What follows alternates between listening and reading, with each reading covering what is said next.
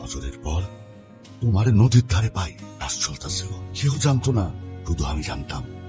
তোমার শহরে পাঠাই দেই, নতুন জায়গায় নতুন পরিচয়ে বাঁচতে পারো। এখন যত দ্রুত সম্ভব এখান থেকে চলে যাও। বলে তো যাবই কাকা, কিন্তু তার আগে অনেক হিসাব বাকি আছে। কিসের হিসাব? পাপের হিসাব, পাপির হিসাব, প্রতি ফোঁটা রক্তের হিসাব, আর এই মাটির হিসাব। কি করতে চাইতেছো তুমি? শুনছো, আমার না খুব চিন্তা হচ্ছে। কেন? মনসুর তো রাতে বাসায় আসেনি, আর ও তো বাড়ির বাইরে থাকা মানুষই না, বাড়ির কি ওর খবরও জানে না। হ্যাঁ, ফোনও তো অফ।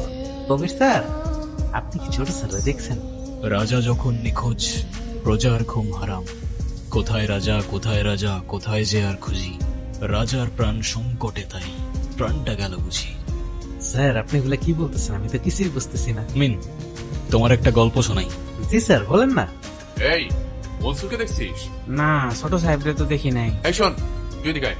হ্যাঁ? কাজ কর, থানায় যা, ভাই কি হচ্ছে কেন কথা বল, যা। স্যার, কি হয়েছে? স্যার, আমি তো সে জানবীর বাচ্চা রে, ফাঁসিতে ঝুলাই মেরে ফেল। লাশ? লাশ? কে লাশ? কোথায় লাশ? ছোট স্যারের লাশ। ছোট চাচু।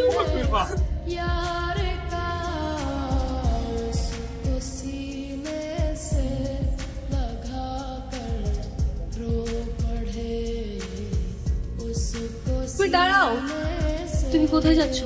অনেক দূরের পথ। আমাকে সাথে নিবা না? এখন তোমার পরিবারের তোমাকে প্রয়োজন, তাদের পাশে থাকাটা তোমার দায়িত্ব। তাহলে শহরে এসে দেখা করবো আমি তোমার সাথে, তোমায় কল করবো আমি। আমি হয়তো তোমাকে বোঝাতে পারিনি জয়ী, আমি তোমার জন্য না। তোমার জীবন আমার জীবন, আমার পথ আমার পথ, অনেকটাই আলাদা। চাই না আমার সেই জীবনের সাথে জড়িয়ে তোমার জীবনটা নষ্ট করে ফেলো। আমাদের মধ্যে যত দূরত্ব থাকবে তোমার জীবনটা ততটাই সুন্দর হবে। তাহলে আমাদের আর দেখা হবে না? জানি না। কবির, আমি তোমার জন্য অপেক্ষা করবো। মেলো জীবনে দিন